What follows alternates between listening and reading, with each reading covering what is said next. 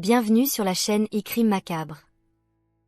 Aujourd'hui, nous discuterons du cas de Lamu, une jeune chinoise et une autre victime de violences domestiques. Vers 20 h le 14 septembre 2020, Lamu, une utilisatrice populaire de TikTok en Chine, a commencé une diffusion en direct dans la cuisine de sa maison. Elle a créé son compte sur le réseau social en 2018 et en seulement 2 ans, elle a accumulé près de 800 000 abonnés, ce qui est extrêmement impressionnant. Lamu vivait dans une petite ville rurale dans les montagnes, et son contenu reflétait ce style de vie simple et naturel. Ses vidéos montraient le quotidien avec sa famille, la cueillette des herbes, la cuisine et le chant au milieu de la forêt. Le contenu était léger et agréable, et ses abonnés la décrivaient comme une personne de paix et de joie. Toujours souriante, Lamu apportait des moments de réconfort à ses abonnés avec ses vidéos. C'était le type de contenu que l'on regardait pour se sentir bien. Ce soir-là, elle venait de commencer la diffusion en direct et a mentionné que son père se reposait à l'étage, donc elle ne pouvait pas faire beaucoup de bruit. Néanmoins, elle voulait remercier toutes les personnes qui la suivaient. Lamu a commencé à chanter une chanson traditionnelle tibétaine quand, soudainement, l'écran est devenu noir, comme si le téléphone était tombé par terre. Quelques instants plus tard, les spectateurs ont commencé à entendre des cris de désespoir absolu. C'était Lamu qui criait de toutes ses forces, demandant de l'aide. Ses abonnés pouvaient entendre plusieurs pas, indiquant une grande agitation, comme si plusieurs personnes se trouvaient dans la maison, ainsi qu'un bruit de liquide. Ce qu'ils ne savaient pas, c'est qu'un homme avait envahi la maison, versé un bidon d'essence sur elle et la tenait maintenant avec un couteau au cou, à seulement 1 centimètre de distance. Soudain, une voix masculine a été entendue dans la diffusion en direct. C'était le père de Lamu, qui avait couru jusqu'à la cuisine et suppliait l'agresseur de laisser sa fille tranquille. Lamu a crié une fois de plus, demandant à son père de fuir, avertissant que l'homme allait allumer le briquet. Quelques secondes plus tard, une explosion a été entendue, et la diffusion en direct a été coupée. Comme vous pouvez l'imaginer, l'homme a jeté le briquet allumé sur Lamu, qui était trempé d'essence, un liquide hautement inflammable. Lamu a subi de graves brûlures sur 90% de son corps, mais elle n'est pas morte instantanément. Elle a été transportée à l'hôpital dans un état critique et pratiquement méconnaissable. Quant à l'homme, il n'était pas un inconnu. Lamu le connaissait très bien. Aucun de ses abonnés ne soupçonnait que la vie personnelle de Lamu était très différente de ce qu'elle montrait sur les réseaux sociaux. C'est le cas tragique d'une TikTokeuse chinoise, brûlée vive pendant une diffusion en direct. Lamu, dont le vrai nom est Amutu, est née en 1990 dans le village de Maka, dans la province du Sichuan, en Chine. Bien qu'elle possédait la nationalité chinoise, elle était ethniquement tibétaine. Ses parents étaient agriculteurs, et elle avait une sœur aînée. La région où ils vivaient était connue pour ses beautés naturelles, avec des montagnes majestueuses, des lacs cristallins et un ciel bleu limpide. Les montagnes aux sommets enneigés formaient un paysage de carte postale. Cependant, la population locale faisait face à de grandes difficultés économiques en raison du manque d'opportunités de travail, l'agriculture étant la principale source de subsistance. La famille de Lamu était humble et avait peu d'éducation. Lamu a fréquenté uniquement l'école primaire et a dû abandonner ses études pour aider financièrement sa famille. Malgré cela, elle était très populaire à l'école, surtout parmi les garçons, qui la trouvaient très belle. L'un d'eux était Enlu, un garçon de 2 ans son aîné qui fréquentait également la même école et vivait près de Lamu. Comme elle, Tan venait d'une famille humble. Ces dernières années, les parents de Tan ont ouvert une maison de thé qui est devenue très prospère dans la région, offrant à la famille une amélioration significative des conditions de vie. Avec la nouvelle source de revenus, ils n'avaient plus à se soucier de la pénurie de nourriture. Cependant, au lieu d'aider dans l'entreprise familiale, Tan a abandonné l'école et a commencé à dépenser l'argent de ses parents en alcool. Il prétendait travailler dans la maison de thé, mais tout le monde savait que ce n'était pas vrai. Lamu, au contraire, s'efforçait de soutenir sa famille, montrant une dévotion et une résilience qui la rendaient admirée par tous ceux qui l'entouraient. Cette différence d'attitude entre elle et Tan mettait encore plus en évidence son caractère fort et déterminé, même face aux adversités de sa vie. Tan passait la majeure partie de son temps à ne rien faire ou à causer des problèmes. Tout a changé quand il a rencontré Lamu et est immédiatement tombé amoureux d'elle. Lamu était drôle, charismatique et magnifique, et Tan n'a pas pu s'empêcher de tomber amoureux. Déterminé à la conquérir, il a transformé sa personnalité. Il a arrêté de boire, a cessé de sortir la nuit et s'est efforcé d'être le meilleur petit ami possible pour elle. Sa stratégie a fonctionné, et la mue est également tombée amoureuse de lui. Elle le trouvait très beau et admirait sa famille travailleuse. Sans bien connaître le passé de temps, la mue a commencé à croire qu'il était l'homme parfait. La mue était tellement convaincue de son amour pourtant qu'elle a commencé à dire à tous ses amis et sa famille qu'elle se marierait avec lui dans les 3 ans. Cette attitude a inquiété ses proches. Une de ses meilleures amies l'a conseillé en disant « Écoute, je sais que tu es amoureuse, mais peut-être serait-il préférable de ne pas te précipiter pour te marier. Tu pourrais être aveuglée par l'amour et ne pas voir que t'en es pas aussi bon qu'il en a l'air. » Même la mère de Tan, qui généralement voulait que son fils se marie rapidement, a suggéré à la mue que les deux devraient prendre leur temps, arguant qu'ils étaient jeunes et qu'elle ne voulait pas de petits-enfants tout de suite. Ignorant tous les conseils, le couple s'est marié en 2009, lorsque la mue avait environ 18 ou 19 ans. Les 2 premières années de mariage ont été merveilleuses, une véritable lune de miel. Ils ont assumé des rôles traditionnels de genre dans un mariage hétérosexuel. La mue s'occupait des tâches domestiques, tandis que Tan travaillait comme chauffeur de taxi. Ceux qui les voyaient dans la rue pensaient qu'ils étaient le couple parfait, montrant toujours de l'affection l'un pour l'autre. Pendant les premières années de mariage, la vie ressemblait à un conte de fées. La mue, avec sa nature chaleureuse et dévouée, s'occupait de la maison avec soin, la transformant en un foyer accueillant. Tan, quant à lui, se montrait un mari dévoué, travaillant dur pour subvenir aux besoins de la famille. La communauté les voyait comme un exemple de couple idéal, toujours unis et amoureux en public. Cependant, ce bonheur apparent a commencé à s'effondrer au fil du temps. Tan, malgré les changements initiaux, est progressivement revenu à ses anciennes habitudes. Il a recommencé à boire et à sortir le soir, laissant la mue seule à la maison. Les préoccupations de ses amis et de sa famille ont commencé à se concrétiser. La mue, bien que visiblement affectée, tentait de maintenir l'illusion d'un mariage heureux, mais la réalité devenait de plus en plus difficile à cacher. La pression et la désillusion face au comportement de Tan ont commencé à épuiser la mue, et la relation, autrefois pleine de promesses, est devenue une source constante de tristesse et de frustration. L'histoire de la mue et Tan, qui avait commencé avec tant de potentiel, s'est transformée en un rappel douloureux de la manière dont les apparences peuvent être trompeuses et de la façon dont l'amour peut parfois obscurcir la réalité. Ils marchaient dans la rue main dans la main, semblant profondément amoureux. Cependant, tout a changé en 2011, lorsque la mue est tombée enceinte de leur premier enfant. Malheureusement, comme dans beaucoup d'histoires tristes, le mari s'est éloigné précisément au moment où elle avait le plus besoin de soutien. Tan a recommencé à boire de manière excessive et fréquente, a commencé à jouer aux cartes et à participer à des jeux de hasard jusqu'à tard dans la nuit, et est devenu de plus en plus paresseux. Il n'aidait pas avec les tâches domestiques, négligeait les affaires familiales et devenait de plus en plus irresponsable dans son travail de chauffeur de taxi. Au début, la mue tentait de réprimander son mari, souhaitant le meilleur pour lui et pensant à l'avenir de la famille. Elle craignait ce qui arriverait si la personne censée subvenir aux besoins du foyer continuait à se comporter de manière autodestructive. Cependant, malgré ses exigences minimales de responsabilité envers Tan, il réagissait toujours avec une extrême colère. Les disputes sont devenues de plus en plus fréquentes. Tan criait sur la mue à cause de ses pertes au jeu de cartes ou lorsque celle-ci lui demandait de rester à la maison au lieu de sortir boire. Pratiquement chaque semaine, il y avait une nouvelle dispute. À cette époque, le couple vivait encore avec les parents de Tan, et sa mère disait que la mue devait supporter les disputes, affirmant que tous les couples se disputent. Par conséquent, elle couvrait pratiquement le comportement de son fils. Mais la situation s'est aggravée. Un jour fatidique, la mue a de nouveau confronté Tan, inquiète de son manque d'engagement envers le travail et de l'impact que cela aurait sur l'éducation du bébé. Tan n'a pas bien réagi, et c'est ce jour-là qu'il l'a agressée physiquement pour la première fois. La mue était sous le choc. Elle savait que son mari avait des problèmes et aimait se disputer, mais elle n'avait jamais imaginé que la personne en qui elle avait le plus confiance l'agresserait physiquement. Immédiatement, la mue a voulu quitter la maison et retourner vivre chez ses parents. Cependant, avant qu'elle ne puisse partir, Tan est allé vers elle, s'est agenouillé et s'est excusé, disant qu'il était désolé. Sa mère est également intervenue, convainquant la mue de rester dans le mariage, arguant qu'ils étaient jeunes et que les choses s'amélioreraient avec le temps.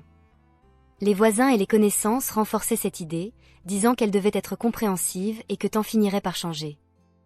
La mue a entendu cela si souvent qu'elle a fini par le croire et a décidé de rester. Cependant, comme beaucoup d'agresseurs, Tan n'a pas changé. Le remords qu'il semblait ressentir n'était qu'une tactique de manipulation pour garder Lamu piégé dans la relation abusive. Les agressions physiques sont devenues de plus en plus fréquentes. Tan a commencé à frapper Lamu pour n'importe quelle raison, puis revenait s'excuser, prétendant être désolé. Cela a atteint un point où Lamu voulait quitter le mariage, et les excuses de Tan ne fonctionnaient plus. Au lieu d'arrêter de la frapper, Tan a changé de tactique. Il a commencé à menacer la vie de la famille de Lamu et de leur enfant. Lamu savait de quoi Tan était capable. Elle connaissait son agressivité et sa violence, et savait qu'il avait des contacts avec des personnes dangereuses. Craignant pour la sécurité de ses proches, elle a décidé de rester dans le mariage et de garder le silence, sans raconter à personne la violence qu'elle subissait. En 2012, la situation a empiré avec le décès de la mère de Lamu. Son père, quant à lui, était très malade avec une maladie chronique, dont il ne se remettrait pas facilement. Ce contexte tragique a encore plus isolé Lamu, qui s'est retrouvée piégée dans un mariage abusif sans pouvoir compter sur le soutien de sa famille. Avec le temps, la vie de Lamu est devenue une lutte quotidienne pour survivre et protéger ceux qu'elle aimait. Elle trouvait de petites formes de résistance et d'espoir, puisant sa force dans les souvenirs de sa mère et les moments heureux qu'elle avait autrefois connus. Chaque jour était un défi, mais Lamu continuait à se battre, déterminée à trouver un moyen de s'échapper et à garantir un avenir meilleur pour elle et son enfant. Elle devait également s'occuper de sa grand-mère âgée. Jusqu'alors, la mère de Lamu était la principale soignante de son père et de sa grand-mère, puisque les deux filles du couple s'étaient mariées. Immédiatement, Lamu s'est proposée pour s'occuper de son père. Elle était prête à faire tout ce qui était nécessaire, car elle était le genre de personne qui prenait toujours soin des autres et n'abandonnait jamais un être cher en cas de besoin. Ainsi, elle a commencé à récolter des herbes et des plantes médicinales dans les montagnes pour les vendre et subvenir aux besoins de sa famille, un travail ardu et exténuant. Lamu passait toute la journée, du lever au coucher du soleil, à marcher des kilomètres dans les montagnes à la recherche de ces herbes, affrontant le soleil et le froid. De plus, elle avait un nouveau-né à s'occuper. Elle était vraiment une guerrière. Cependant, au lieu de soutenir sa femme dans ce moment difficile, Tan est devenu encore plus irrité. Il sentait qu'il n'était plus le centre de la vie de Lamu et croyait qu'elle devait se soucier uniquement de lui. Pourtant, il devait être le centre de l'attention de Lamu. Lamu a enduré en silence tous les abus de Tan pendant des années, tout en essayant de garantir de la nourriture et des médicaments pour son père. Elle n'a jamais raconté à son père ou à sa sœur les abus qu'elle subissait, sentant qu'elle devait tout supporter seule. En 2017, Lamu est tombée enceinte de son deuxième enfant et malgré tant de difficultés, elle ne se laissait pas abattre. Elle cherchait toujours quelque chose qui apporterait de la joie à sa vie. En mai 2018, Lamu a décidé de créer un compte sur le réseau social Douyin, une sorte de TikTok en Chine. C'est là qu'elle a commencé à vraiment briller. Elle a commencé à publier des vidéos de son quotidien, récoltant des herbes dans les montagnes. Son contenu était si unique et authentique qu'il captivait tout le monde. Dans chaque vidéo, Lamu apparaissait vêtue de vêtements simples, avec ses grands yeux, son visage angélique et un grand sourire avec des fossettes, parlant de sa vie. La description de Lamu sur les réseaux sociaux était la suivante. Éducation primaire, famille pauvre, main calleuse, 1,65 m de hauteur. Résidente d'une zone rurale, mariée et récolteuse d'herbes pour vivre.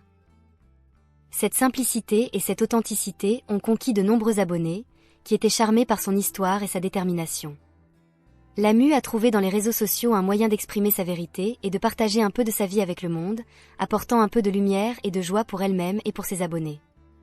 Grâce à ses publications, Lamu a commencé à gagner reconnaissance et soutien. Les gens s'inspiraient de sa résilience et de la beauté simple de sa vie dans les montagnes. Son contenu authentique et sa personnalité captivante ont conquis un public fidèle, et elle est devenue une figure appréciée sur les réseaux sociaux.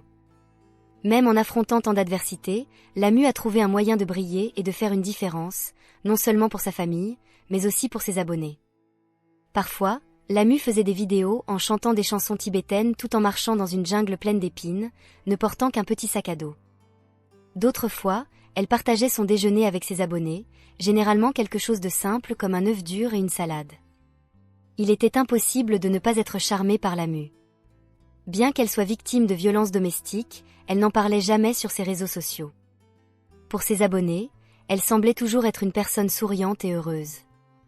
Lorsque sa grand-mère est décédée en 2019, Lamu a posté une vidéo visiblement émue, disant qu'elle ressentait beaucoup de manque de sa mère et de sa grand-mère. Même triste, elle terminait toujours ses vidéos par un message positif. Aujourd'hui sera une bonne journée.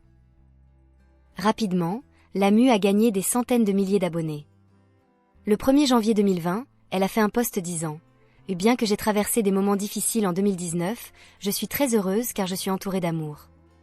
J'espère avoir un peu plus de chance en 2020. » Malheureusement, 2020 a apporté plus de difficultés. Tan, son mari, a commencé à être encore plus violent.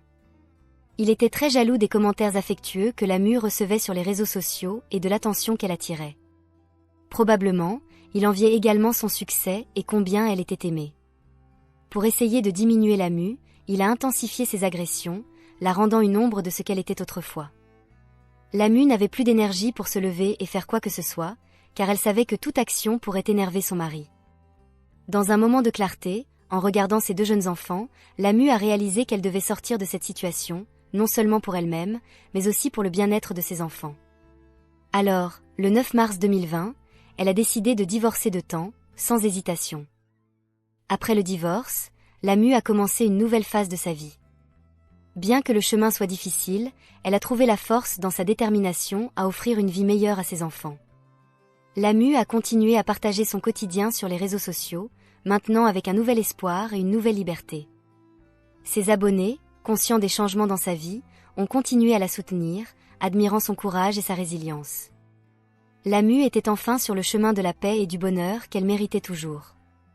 Au moment où Lamu a signé les papiers du divorce, elle pensait qu'elle était enfin libre.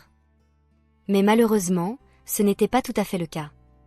Tan ne voulait pas la laisser partir si facilement. Il a essayé une nouvelle tactique pour reconquérir Lamu, de la même manière qu'il avait fait au début de leur relation.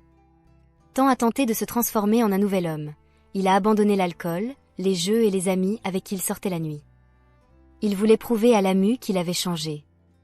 Pour démontrer sa transformation Tan a commencé à faire le minimum qu'il aurait dû faire dès le début.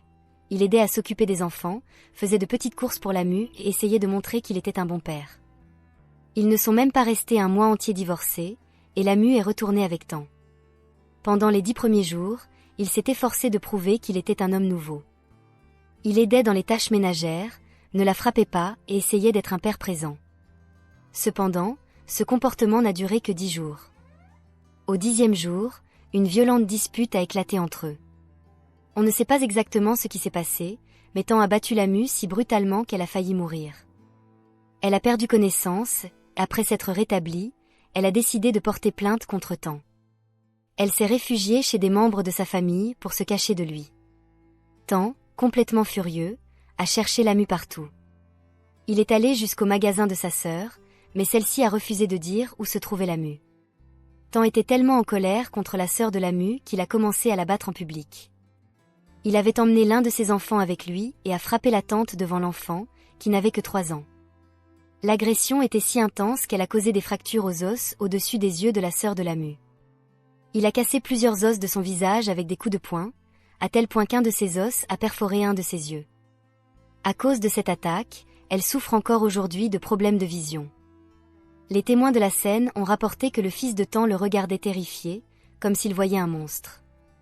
Le 28 juin 2020, Lamu a demandé le divorce de Tan à nouveau, jurant de ne jamais retourner avec lui.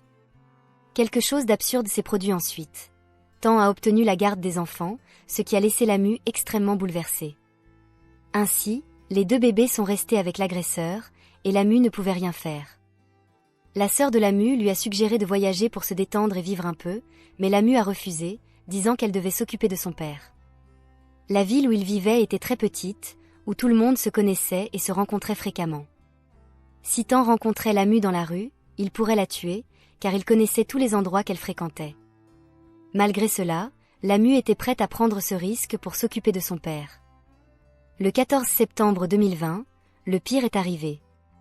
À 20h, quelques mois après le divorce, Tan a laissé les enfants à la maison, est monté sur sa moto avec un conteneur vide, est passé à une station-service et l'a rempli de carburant.